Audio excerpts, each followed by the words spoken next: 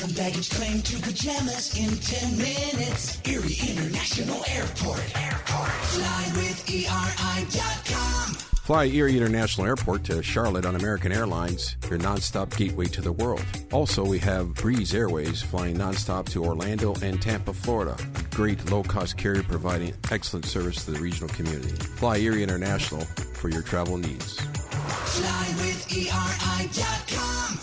Get paid to drive. Start a new career behind the wheel at the EMTA. If you are looking for a high-paying and rewarding career with full benefits and paid training, stop by or apply online today with the EMTA. Plus, EMTA riders can now enjoy free Wi-Fi on new, clean, and environmentally friendly buses to travel all over Erie County. Visit ridethee.com for more information. Get on board EMTA. Get on board EMTA. Get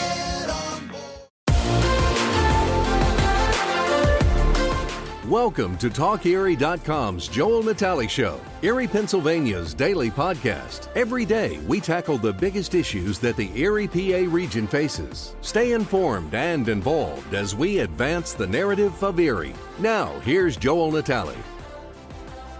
In the heart of the Erie Downtown Development Corporation footprint, we're one of the members of the community here, and one of our most beloved members of the community is Ryan Hoover. I wish you wouldn't lead with that. Come on. No, it's all about the love, Ryan. What a guy. Thank you. Thank you, Joel. Well, we love you too, for what it's worth. Director of Events and Promotions? Did I get that right? Yeah, you nailed it. Okay. It's not quite as confusing as the experience director role that we experience. Like, it rolls off like it's Italian or it's a conversation starter. It is for sure. It's a conversation starter.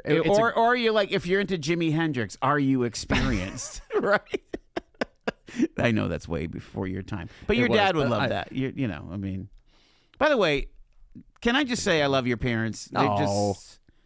They're big They're downtown the best. Man. My parents roll down here. They are just often. sweethearts. I went by the food hall. But make sure that you have plenty of time because we're going to have a conversation. Get my dad on here one day. Oh, my God. Oh, yeah. Talk about the boulevards. But you want to get him going? The State Street boulevards? Oh. My mom was into that too. Remember back in, this is way before me, but the State Street, the boulevard that was put up, and I still hear about it. Are you talking, I don't remember that. Are you talking about the Transitway Mall? Yeah, I think so. It was like the way they did the sidewalks. There was like a boulevard down the middle of the road. It was just for the buses to go down State Street. I think that was it. From 7th to 10th. Didn't it kind of like zigzag Yeah, a it little bit? did. It was a little curvy. Yeah, my mom So talks he about liked that those? No, I don't think he did. No, I people don't were think so. like crazy mad about it. No, one day I was walking through the food hall, and it was like, I don't know, 11:30 noon, and I walked by Joe's Brooklyn Bagel to tell them something or whatever. And one of the employees was like, "Oh yeah, your dad was here this morning." It's like, of course he was. He was here before me. Before you. Well, this is a great segue to talk about the Transitway Mall, because in the past we used to do things, for redevelopment, right? Mm-hmm. But it used to all be about federal dollars and how much money we could get from the state and the feds, Lou Tullio and all of that. And the huge difference of what we're experiencing here with the EDDC is this is private money that has been invested. It is on a long tail, meaning that, yes, the investors hope to get a return on their investment, but it's not like for tomorrow or yesterday. It is in the future. Meanwhile, an absolute revolution has happened. A renaissance is what I like to call it. Yeah, I mean, you could call it that. Like I always, when I'm on these interviews with you, I'm always looking out the window because it's just it's transformed so fast, and that's the point I want to make. When it is set up the way the EDDC is set up, you can move much faster and you can go really fast. And I remember John Persinger always said, we're going to shock the market back to life, we're going to shock the market, and he was always very intentional with his wording on expressing how fast this was going to get going, and it did. I mean, it started going very, very fast. Cranes went up quickly, and that's about the time I moved here to Erie. And I came in. Gosh, when I came in, this building was still very much under construction. This was all just studs. This whole thing. We're talking about where we are, which is the The Luca building. The Luca building. Yeah, yes. we call it 429 State for the apartments that are just upstairs because that's the address. But yeah, it was just studs. It was all studs in here. But anyways, yeah, it went fast. And don't get me wrong, like, you know, that the Flagship City Commons is I think it's not quite as on time. I think that was supposed to be done around the time of the food hall, I believe. I think that whole thing was supposed to get done around the same time, and that kind of stalled out. But then Drew came in and kicked that going again, and now that's when we'll be seeing. I hope we'll be seeing cranes there pretty soon. I'm amazed. And again, I know this is not your ballywick as a construction. Yeah, but I'm amazed how much time it takes to put a solid foundation. Doesn't it take forever? I mean, it's so noisy. I mean, too. It's noisy, and they were pounding, you know, pile driving. Could you hear it on the show? Were you ever in here and you could like hear the? It usually was over by the time we went on the air. You know, those guys knock off at 3:00 or whatever. Yeah, but they get going early too sometimes. Yes. I remember they told us like they don't want to start like earlier than 8, and there were some days where it's like they're going a little earlier than that. Yeah, and you know it's just they're just trying to build solid foundation so that they can build up from there. Yeah, so that Commons is going to be very, very cool, and it's going to. Do you have any? Is there any updates on dates or? I don't have any updates on the dates. I just know that I think I was just in a meeting and I heard that we should be getting cranes soon. Okay. But when I'm on my phone because I want to share with your listeners if they are so interested in getting a little more insight on where the Commons is and kind of how it connects to all these other projects. On our website, flagshipcitydistrict.com, you could actually check the food hall website, flagshipcityfoodhall.com.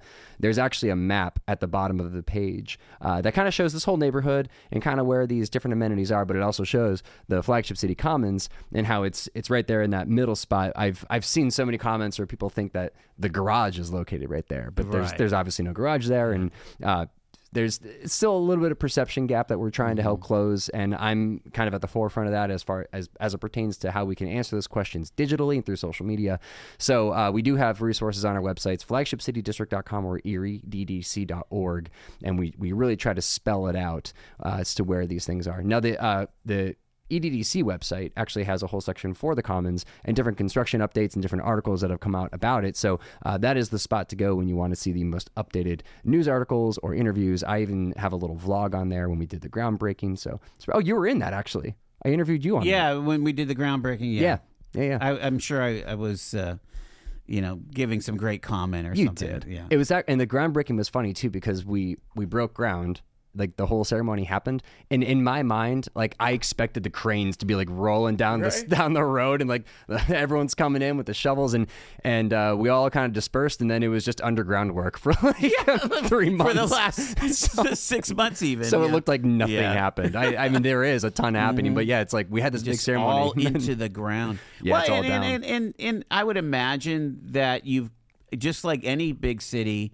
What's it take to get to the bedrock, right? And so, yeah, it's a good question. So let's review what that's going to be, though, because it's the only building so far by the EDDC that will include Class A office space, which is really cool. Yeah, way back in the early plans, at one point that building called for apartments, and Drew said his phone has been blowing up every day since he took the role. People looking for office space. So he wanted to go with office space, and I think it's a great move. It's gonna be beautiful.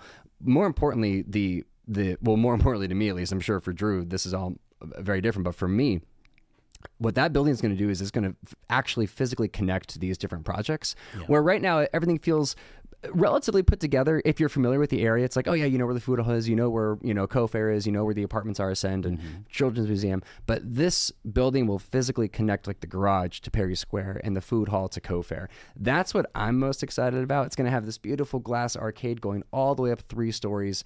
That will be very, very cool. So when you're standing like at the garage, your sight lines will now be clear. You'll be able to stand at the garage, look through, and see the greenery of Perry Square. You'll be able to hear the music and see the activity at Perry Square and just know, oh, this is where I walk. Also, if you're standing inside Flagship City Commons, it kind of makes like a crisscross. If you're standing at Co-Fair, you'll be able to look all the way through the food hall, through Cheesery, through Enrique's, right to that big Flagship City Food Hall sign that's mounted. You'll be able to see that whole thing from the middle of the Commons. Vice versa, if you're standing at the food hall, if you're standing near Enrique's, and you're looking straight through Cheesery, you'll see all the way through the retail area to the co-fair. So that's going to physically connect all those spaces, and that to me is what's most important, is that this building is going to literally bring people together and kind of be that like final puzzle piece that we just need to connect these buildings. So there'll be like they're going to open doorways at where the co-fair is, and as well as where the food hall is. Yeah. So that it just enters right into a covered space. So if you go to plus there'll be places to sit there, right? I don't know if there's. Other restaurants. No, I'm sure if Drew was sitting here, he's going to say absolutely. There's seating in there for the food hall, and I think there is. I don't know that it's going to be meant to be like a dining seated area. Okay. I think it's meant to be more of like an area that you're kind of walking around, hanging out. Because isn't that one of the things you have to deal with the food halls? That frankly, they're just not a place to sit. And that's sometimes for me, it's a great problem to have, is that it's nice and busy. But I think what's difficult that we're trying to share at the food hall is that you can get your food from different areas and not have to worry about sitting right in front of that spot. Right. And most of the seating, obviously, the food hall takes place in the bar area. So will this Flagship City Commons kind of open that up a little bit? I think so. I think there's an opportunity to add more seating into the Commons. Although I haven't seen any drawings yet that actually like calls for like this spot is going to be for food hall seating. I haven't actually seen that yet. Maybe it exists. I just don't know. But because there also is talk about an additional restaurant or two. Yeah. In the Commons. There's like 4 or 5. Are there really retail spaces? Yeah, I think it's like retail. Yeah. Well, but they could. I think one of them is food. I think one of them set aside to be a food and beverage option. But I think it's like on every corner. I'm pretty sure it's like 4 or 5 spots, and they're quite large. And what's really cool too is that they open up to both sides of the street. So the Commons is kind of like the middle, I guess, sidewalk, you call it. Yeah, it's kind of like a transit. You can go right through. Right. So you'll have entrances on your left and right that go to the shops. Then you can walk through that shop and then exit out 5th Street or North Park Road, depending on what side you're on, which is kind of cool. It's neat. I'm really excited for it. While we're talking about the food hall, generally it's opposite for the food hall, where because the summer there's so many options, the food hall traffic kind of that's its trough. Yeah. Are you seeing the peak during the winter right now? I'll be honest with you, with January and these temperatures, people have been staying in. This January has been a very, very cold one. I think restaurants all over the area are taking a little bit of a hit on what they're how they're feeling this traffic. Although I will admit, though, I heard from the bar staff that over the weekend it was very, very busy down here, and that's great to hear. I mean, it's I remember when the food hall first opened, man, we were so excited for summer. We're like, oh, this is it. This is our Super Bowl. We got it. And then everyone went to the beach, and we're like, oh no, we gotta move the food all to the beach. Yes. Which makes perfect sense, because I was at the beach every weekend. Like it's just human behavior. Like you just in those summer months, you're gonna take advantage of those. What is it? 6 weeks? I'm not even sure what it might feel. Right. Might be 6 weeks of good weather. Yeah, you're out and about, and you're traveling. Now the good news is we have a lot of folks that travel to Erie for those seasons. So that's our time to get the tourists to come up here to downtown Erie. Now that obviously opens up a whole can of worms with the Bayfront construction, and how do we actually physically connect these pieces? That's a very different day. But yeah, no, I think our busiest time is really that like late September into fall and Christmas. It's a great time for us. January is always pretty rough. The snow and the cold isn't helping, although that springtime really gets to pop again, especially with like St. Patrick's Day right around the corner. Oh, yeah. Got the Barstool Open is back, so that's a great time for the food hall. So there's a lot of great events to look forward to. And there's actually one that we haven't announced on social media yet, but I would love to share more about it here on this show with you guys first. Okay, you mentioned some breaking news. Yeah. Go for it, man. Well, it's kind of cool. This is we're very early on in the planning stage on this. We shifted our live music, which we do every single Wednesday night. Shani, you're aware of that. You've played our Wednesday nights before. So actually, I would love to kind of get your take on this as well, what you think, how you think this might go. But so yeah, what we're doing is in a couple weeks, February 27th. It's a Friday. Yeah. It's gallery night. Yeah. Great night. Absolutely. Art museum's out. There's folks having a good time walking all the different shops and checking out different art galleries. We have an artist at the Flagship City Food Hall as well. What we don't have, though, we never have any live music. So it's like, should we try it? Right? Yeah. So to me, it makes a lot of sense. But what we're gonna the real reason we want to do it is that Wednesday, we had booked Inspirato Trio, great reggae band, awesome reggae band.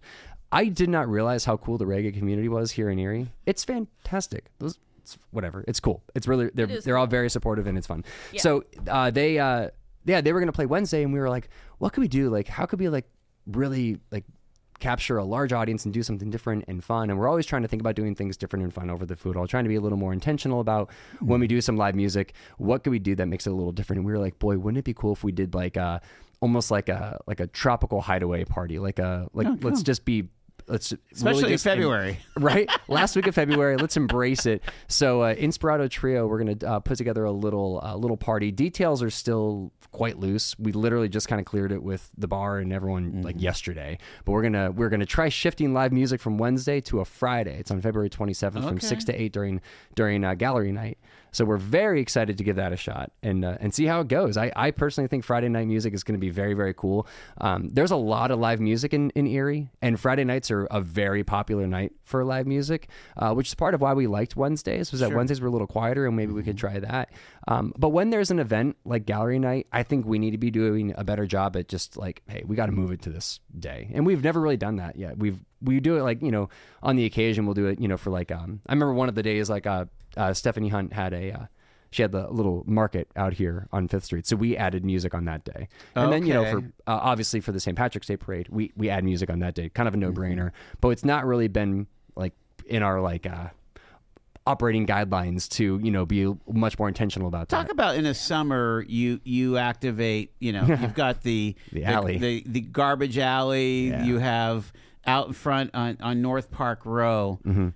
Whenever I'm around those places, they seem to be pretty hype, So the trash alley is a very cool story. I'm not sure how much time we have to talk about it, but I could talk a lot about the trash alley. So really what we did was when I was coming in here, I was trying to think about different ways that we could create experiences that were completely unexpected for this project and for all of downtown Erie for that matter. When you think about live music, in Erie, there are so many places to watch music, so many. And the talent in this town is unbelievable. They're all so good. Everywhere you go, fantastic live music, all about it. I was like, what could we do that's like a little unique and different? And it was hard to like think about that. It was really hard to like put my head around what I could do differently. Well, it's very urban, very like Pittsburgh, New York vibe. That's what I'm getting to. So we're all hanging out. We're in that trash alley because it's like really nice. Yeah. It's beautiful. And it was Emily George from Dollhouse of Point 4 right next door. And we're just looking around at this trash alley and it's like beautiful brick. And we have these string lights hung up and it's clean. And we say trash alley and people are like, oh, trash alley. It's like, oh, hold on, hear us out.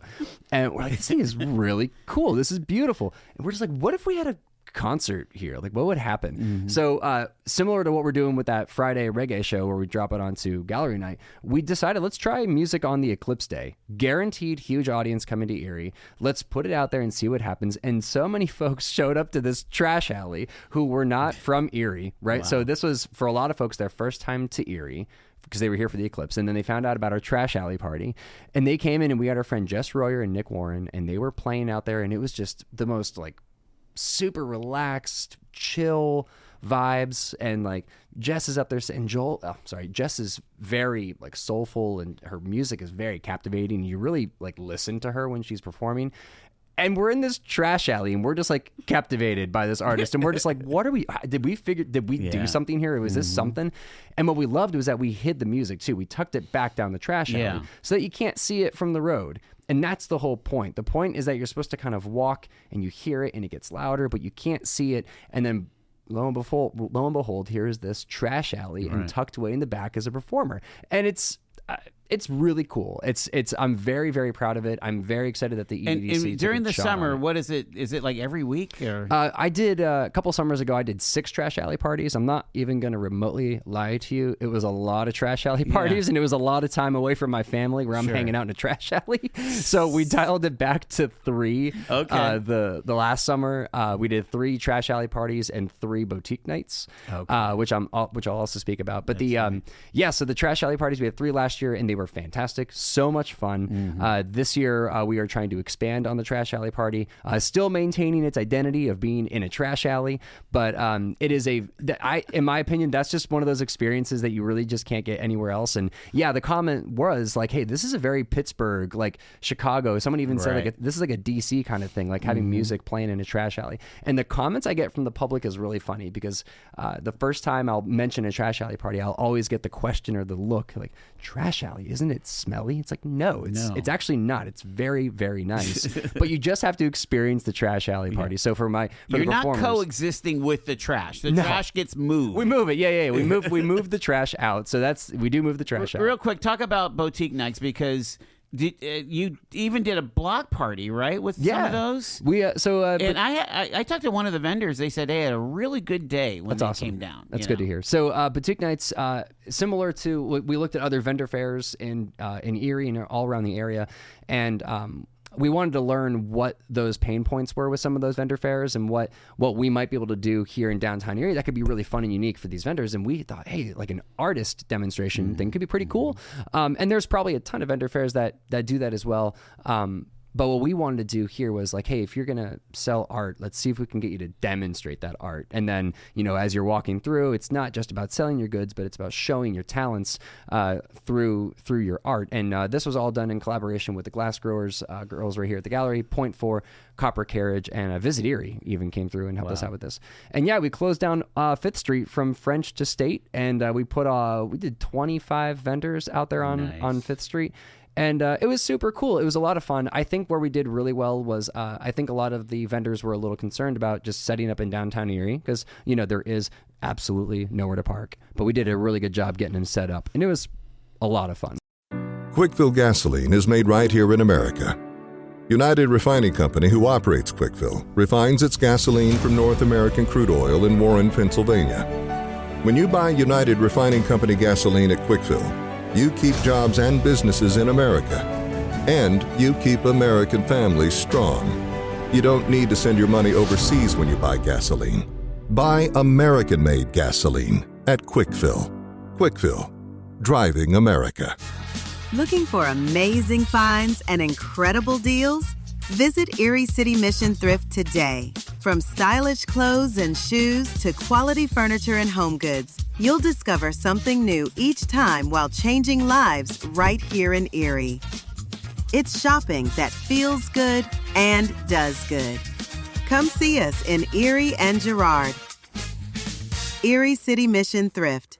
Thrift with a purpose. All year round, Frontier Home Products and Design has what you need to make your home comfortable and beautiful. Relax on a new timber tech deck designed by Frontier's experts. A new fireplace from Frontier Home Products Fireplace Gallery adds warmth and serenity to any home. Beauty and versatility at Frontier Home Products and Design Center, 4213 Peachtree, 5th next to the Bayfront Highway. Frontier Home Products and Design Center. Discover a new frontier. PA contractor number PA 039007. We're sitting here in the DeLuca building, and our friend and colleague and all-around good guy, Mr. Ryan Hoover, the director of events and promotions for the EDDC, is with us. Ryan, we've talked a lot about the food hall. We've talked about music. You guys participate in activities. You've got the, part of the Erie Downtown Partnership with the Curling League, and but there's nothing to do here. Remember that there's nothing to do. Nothing to do in Erie. There's nowhere to park, and there's nothing to do. That's the biggest takeaway from this, Joel. There's nowhere to park. He's being facetious, and there's nothing to do. No, we're a 4-season destination here in Erie, so it's got to embrace the cold, and we certainly do with Curling League. There's no doubt about that. I want to, before we jump into the the rest of the shops here in the Flagship City District, let's talk about living. It's like live, work, play, right? Oh yeah. Are we still dealing with like 95% occupancy? Why don't you just let me look it up right now? All right. Get me an apartment. I want an apartment downtown.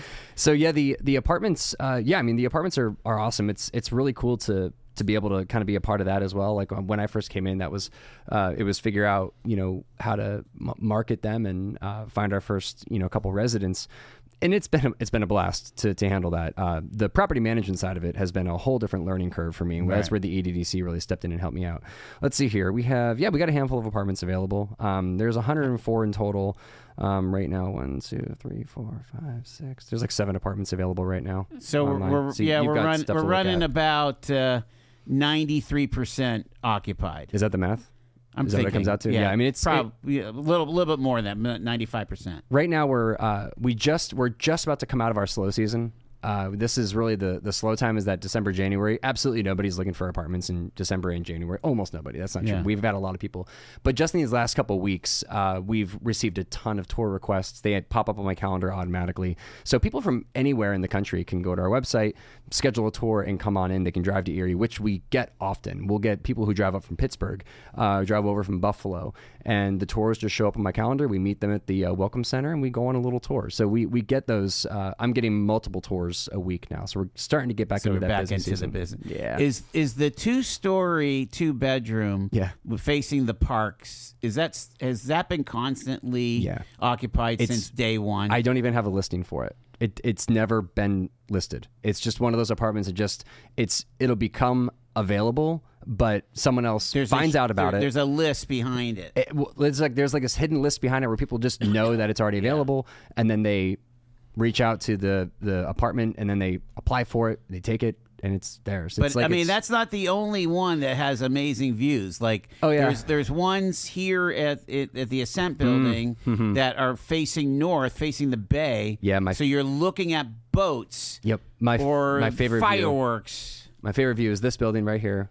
We called it 5 West, and it's on the 4th, 5th, or 6th floor. Wait, did I get that right? No, 3rd, 4th, or 5th floor. Corner unit, northeast. All of them have at least a partial view of the Bicentennial Tower. The top apartment has an almost unobstructed view of the entire dock. So you can see over Presque Isle. So you can actually see the lake beyond Presque Isle. Oh my. So yeah, you're talking tall ships, fireworks. It's a really cool apartment. And then, Celebrate Erie, the stage, is right there. Oh my gosh, at 4th and State. It was crazy. Like I remember during one of the shows, I think it was it the Florida show? It was really, really chaotic down here. It's Florida. Florida.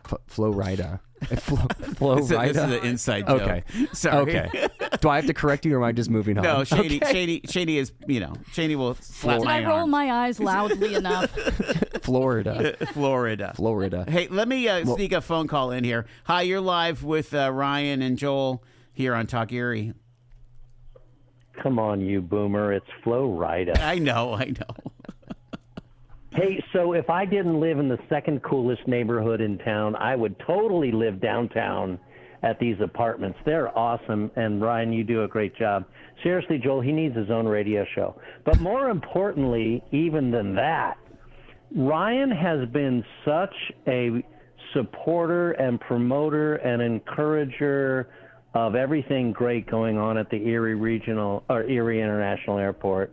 Ryan calls me or texts me, and we talk airport stuff, and he flies off to Orlando because he's a big Disney guy. So it's true. Just want to thank him for all his energy and his positivity, and obviously you're seeing all the great stuff that's going on in downtown Erie. Brian, that was nice. Brian, did you know that this is a great guy, really great guy, brother? Do you know that when right after the announcement of United, I jumped on I jumped on the computer, right? Yeah. On Google Flights, I found flights under $300. Come on. Erie LAX. Isn't that insane? Yeah. That's so cool. That's so cool. Yeah, it is great. Well, Brian, thanks for what you do, man, because it's cool too. I love chatting with Brian about airport stuff. It's the nerds. We gotta have a channel. But, hey, brothers, I tell you what, I've got the win though. Why is that? I've got original Allegheny Airlines timetables, those little books that they had out in the 70s. That's part of my collection. Yeah. That's cool. That's cool. That's not going to work. Don't buy any tickets on Allegheny. No, don't buy any tickets on Allegheny Airlines. Killer deals, though. The deal. Ryan, I'm so looking forward to seeing you for the 4th of July in your secret location. I can't wait to celebrate everything. Yeah. And then we have Cigar Thursdays in the park with all the awesome bands. So there you go. And another great Erie year ahead of us. Thanks for all you do, buddy. No, thank you. Appreciate it, man. Thanks, Brian. Good to see you. Bye. Cigar Thursdays in the. Well, that was fun. That is fun. The airport talks are so fun. I come in here and talk airport stuff. Oh with my you all the gosh, time. yes, yeah. I remember, man. I struggled flying out of Erie. I was one of those. Honestly, kind of up until a little recently. I think I'm a recently converted like Erie flyer. I remember, man, it wasn't long ago where I was like, nah, man, got to drive to Buffalo, got to drive to Pittsburgh. Right. But I've done that in a long time. I've been flying out of Erie. It's been great. It's amazing. Yeah, it's awesome. It's awesome. So, yeah, I mean, so there's a situation where, now we've got to build the ground transportation, right? We've got to get more Ubers and stuff like that. Get to the airport. Now what? Now what do you do? How is that? I mean, again, we're talking about live, work, and play downtown. If I don't want a car and I want to live in one of these apartments, how am I getting places? If you well, I mean, don't of course, have a car? If the EMTA is great, this comes right down. But like, from what we learned is on every single apartment tour, I always ask, are you bringing a car? Sure. Because it's a very rare question. I think your viewers would be more surprised to hear how many residents don't have a car. That's why in a lot of cases, the whole I'll call it the parking myth, is not a thing for some of these apartment residents because they don't have cars. Now, I think a broad majority of them do, but still a measurable number don't have cars, speaking of the bus. But I think a lot of the folks who live here in these apartments, they may have a car, but they still work at Erie Insurance. They work at National Fuel, UPMC. Yeah, so they're still walking to work. They use the car to go see family a little further away. Go up to the peak to do some snowboarding. Sure. But they still they may have a car. It's just parked in the garage or parked in a ramp somewhere. But yeah, they really kind of embrace that urban walkability of the city. There's actually there was a really cool resident who moved here from South Carolina. She was living in, I think, Columbia, South Carolina. Forgot where exactly, but very car-centric town. Moved here, wanted that urban walking experience. And this resident will walk from this block all the way down to Lavery's. Which is walkable. It is walkable. That's a haul. But now, if you're not from here, I think for a lot of folks, that's like it's a great walk. You get to see a lot of things. It's a great distance, and a comfortable distance, and it's but yeah, it's very, very walkable to those residents. So it's just interesting to hear like the outside perspective when people come in here, because a lot of the folks here, some of them are like, I call them the boomerangs, the folks who are from Erie, left Erie, came back. It's a lot like me, or some folks who are just here for a job, so this is all news to them. Some who want a small town experience, because that small towns feels like they're kind of on the rise right now. It kind of feels like the bigger cities, people are kind of doing it, checking that off their list, and then coming back to the small cities. And Erie is popping up on a lot of folks' radar to try out, and these apartments seem to resonate with them pretty well.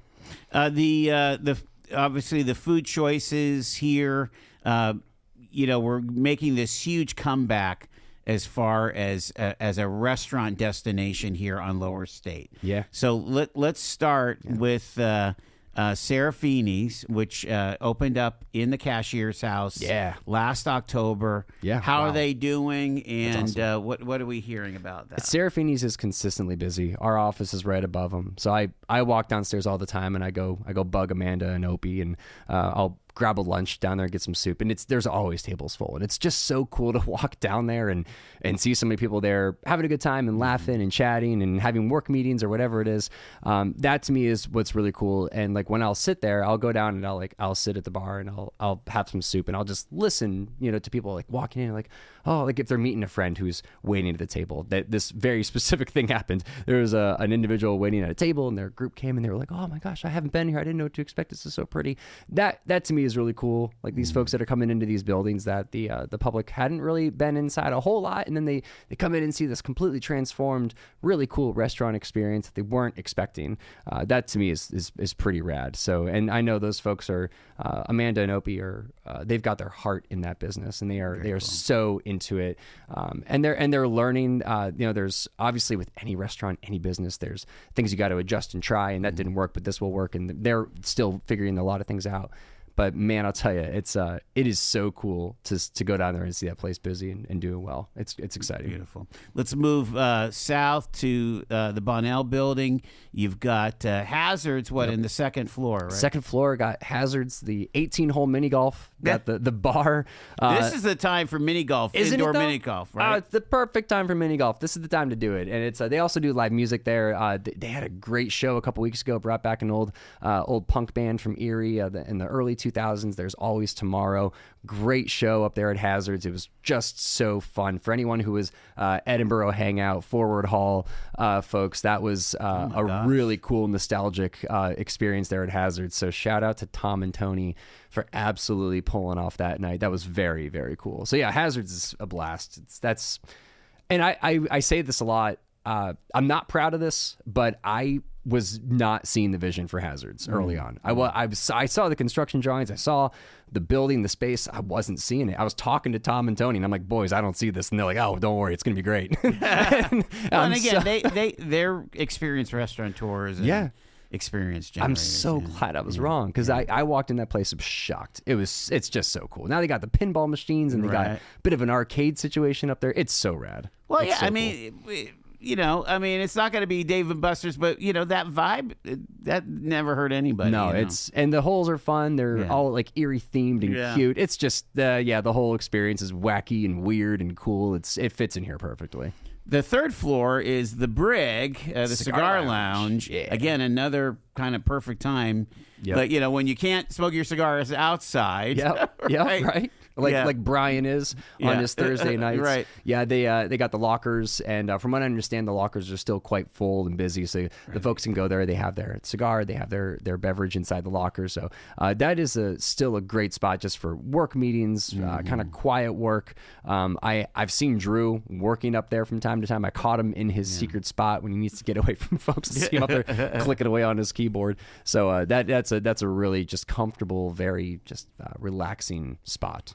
About in October, we did have Amanda from Serafini's here, along with the boys from Hazards, and we also had Louis Jeremita, from Primo, and so we have these shops, right? We have Primo, we have Dollhouse, some of the other shops. Again, retail downtown. Yeah. They said that couldn't be done, but it's happening. It's happening, and it's still, we still have our challenges. Like, with retail these days, it is you drive your car to the parking lot, park in the parking lot, and you get out and you do your retail. And we don't have like a parking lot like traditional places do. So we still have, a communication gap and a communication, I guess, a perception that we're still trying to climb uphill from. But yeah, I mean, it's just a cool thing to have these different shops that will add to your experience when you come downtown. So, we're thinking the shops really fit in well if you're visiting the Children's Museum, for example, right? You just come right around the corner and you see these great shops that are open. You see Hazards is a great fit, right? A great complimentary event for Children's Museum.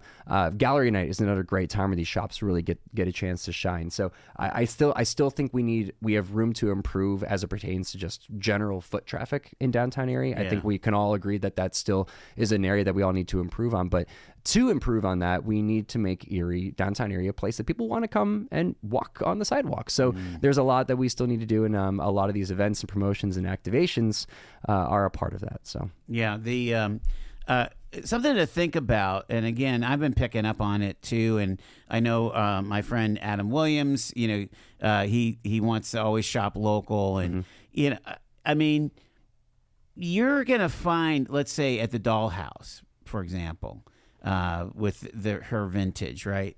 You're gonna find stuff that you're not gonna see anywhere else. Right? No. And so when there is that birthday or Valentine's Day or the anniversary, it's a good option. It's a really cool option. I remember one time I popped into the Dollhouse, and what really surprised me was her collection of records that I learned that her son actually goes out and finds, which is really cool. So this is very much like a family experience. So there's a great collection of records there, very cool vintage records, of which a few I've purchased.